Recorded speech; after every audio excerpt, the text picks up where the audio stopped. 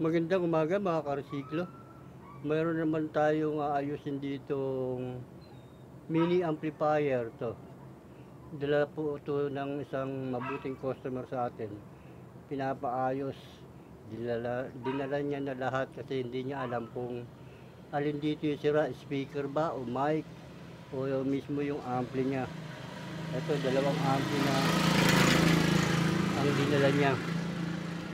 Ito, isang ang tatak na ito isa Home Vision. Ito siya. Hindi rin namin to na testing kahapon kasi nagmamadali yung may-ari, tsaka marami rin kasing gawa rito, kaya hindi ko naaasikaso kung ano ba ang mga sira nito. Kaya ngayon, check natin kung ano ba mga sira, kung ito bang ampli niya, itong dalawa, o itong speaker, o ito yung mic.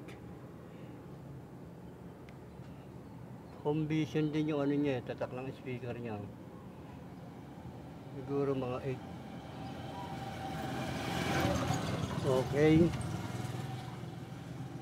Bago ko umpisan ayusin tong mga mini amplifier na to, ay nais ko muna magpasalamat sa mga viewers ng Resiklo Repair at mga nag-subscribe, nag-like, nag-share, nag-comment. Maraming po salamat sa inyo lahat. Okay?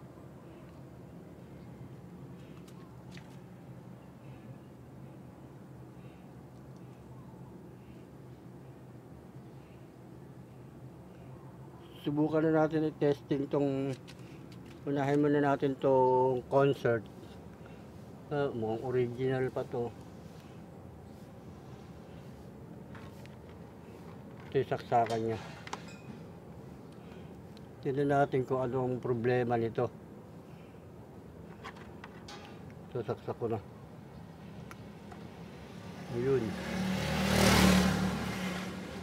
Ayun, nakita na natin kaagad yung problema nitong ampli na to. May power siya. Patay natin ngayon, wala. Power natin.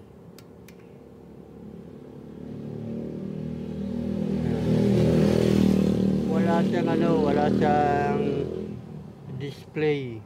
Okay? Patay na natin. Tingnan natin yung pangalawa. Itong Home Vision na to.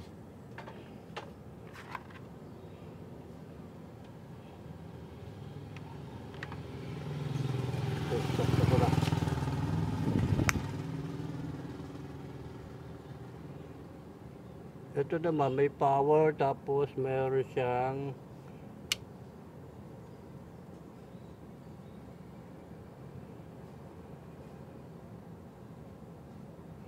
ayan, on natin. Nagbi-blink yung ano niya. Nagbi-blink yung display niya. Yan siya, yan ang mga problema niya. Okay. Bubuksan ko na to, tapos pakita ko na lang sa inyo pag bukas na. Okay. Ito mga karsiklo, nabuksan ko lang to. Ito yung inuna ko, yung concert. Ito, napakarumi. Ayan siya.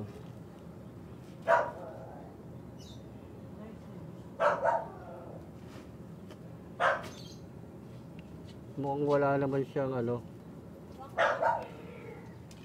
sunog. Okay, babacuum ko muna to. Kuha muna ako ng vacuum.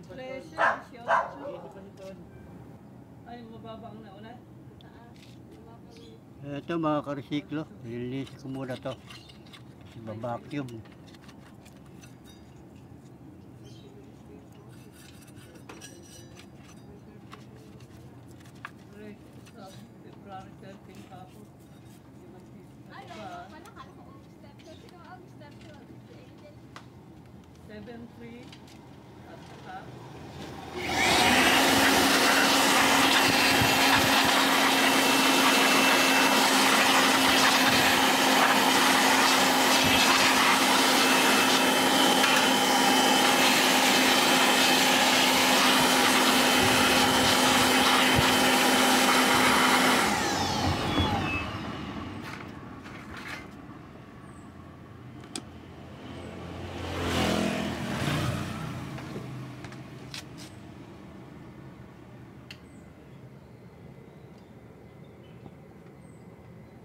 Ito mga ka-recycle, malinis na. Nakita na natin yung mga piyesa nito kung anong. Sa mga gantong trouble na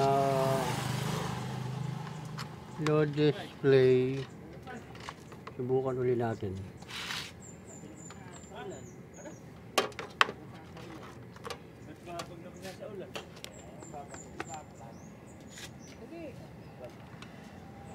Power natin ulit.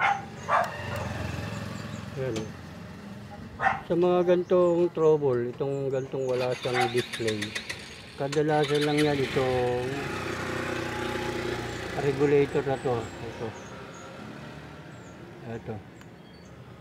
Kadalasan yan, yan ang sira. Ewan ko ano ata to eh, 7808 o 05. Yan ang kadalasan tinatamaan dyan. Okay, hanapin ko muna yung salarin.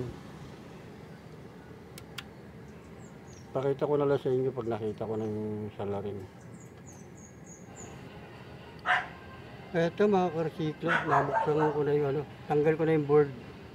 Ito siya. Mukhang wala namang cold solder.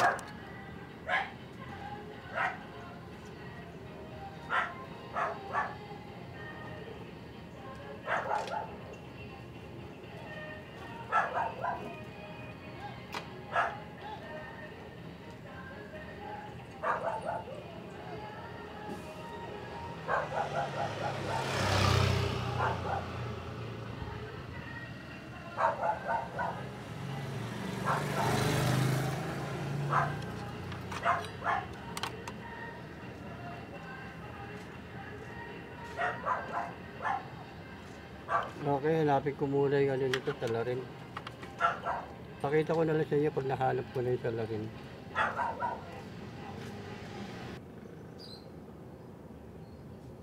Eto mga ka-recycle, nabaklas ko na yung regulator na to. Ito yung luma niya, tapos ito yung bago.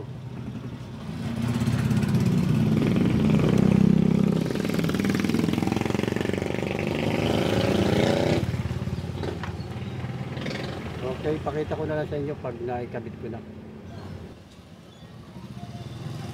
Ito mga ka-recycle, mukhang maraming shorted tong concert na to.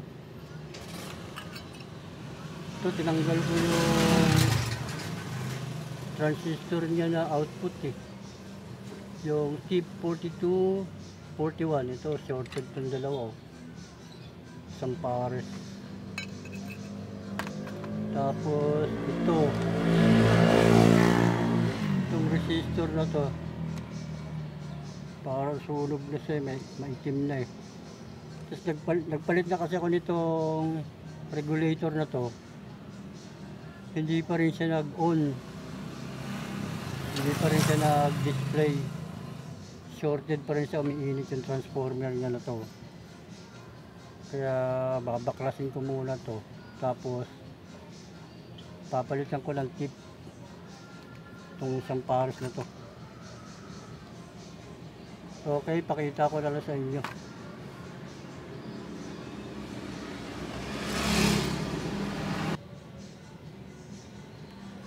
Ito mga ka-recycle, tinanggal ko na rin pati yung ano ng display niya, yung board.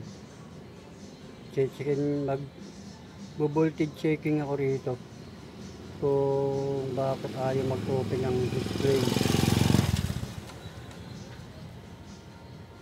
kasi nagpalit na ako nito eh. Regulator na to eh, ng 12 volts na to eh.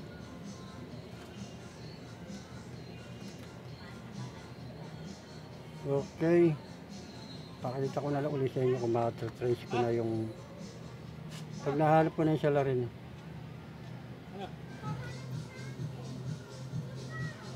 Ito mga ka-resiklo, naikabit ko na yung bagong regulator yung 12 volts. Ito, papower ko na natin. Ayan. Tapos meron na siyang display. Ayun, yun na siya. Nag-normal na yung display niya. Kaya lang meron tayong sirang output transistor to, dalawa shorted. Kaya ikakabit ko pa to, papalitan ko pa to ng bago, tapos kakabit ko para mag final testing tayo. Okay, pakita ko na lang sa inyo pag nakahanap na ako ng bagong ano kasi ito eh, tip 41C tsaka tip 42C, isang pares. Kasi itong dalawa na to okay siya, ito lang dalawa shorted. Tsaka magpapalit tayo ng resistor. Yung dalawa na yun kasi nangingitim na rin. Itong dalawa na to nangingitim na. At least kahit paano meron na tayong ano, meron tayong display. Okay na yung normal na yung display nya. Okay, hanap lang ako ng pampalit ng piyesa natin. Ito mga ka-resiklo, meron na tayong pampalit to, tip 42 tsaka tip 41. Itong dalawa na to, ito papalitan natin. Okay, tapos yung resistor, di ko pa alam kung anong value nun. Okay, kakabit ko lang yung dalawang bago. Ito mga ka-resiklo, naikabit ko na yung dalawang bagong transistor. Yan sa nahiwit lang na natin din. Tapos kakabit ko na lang dito sa ano, sa board. Pakita ko na lang sa inyo pag nakakabit na para mag final testing na tayo. Okay. Eto mga ka-resiklo, naibalik ko na yung mga takip to. Okay na siya, natakpan ko na siya. Ito sinaksak ko na. Tapos power na natin. Yan na siya, may display na siya. Ngayon magkano na lang tayo magpa final testing kung okay na yung mga tunog.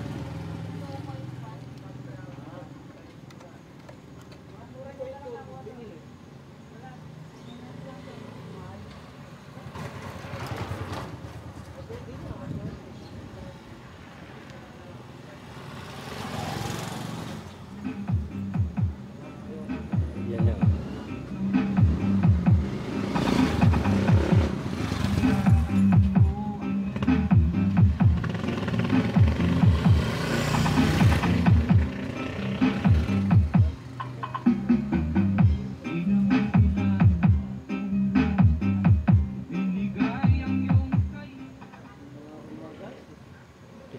Lagyan natin sa kabila, sa right.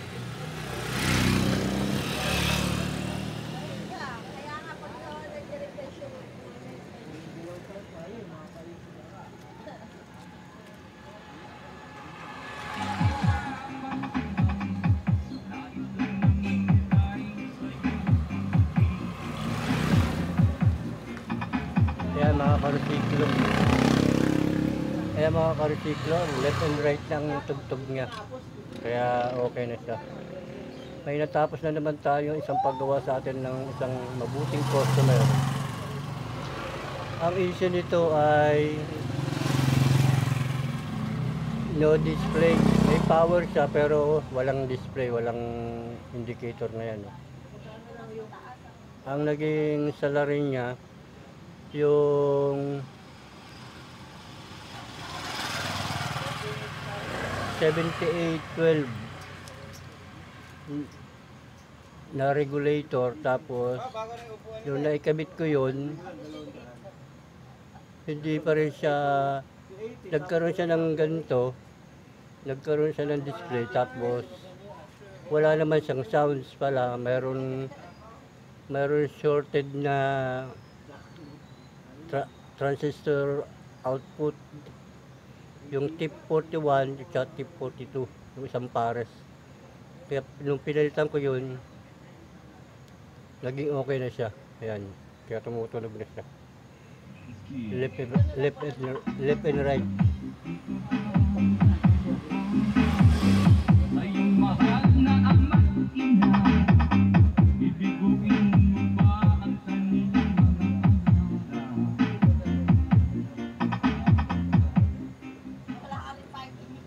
Okay mga karsiklo, hanggang dito na lang. Maraming salamat sa inyo lahat.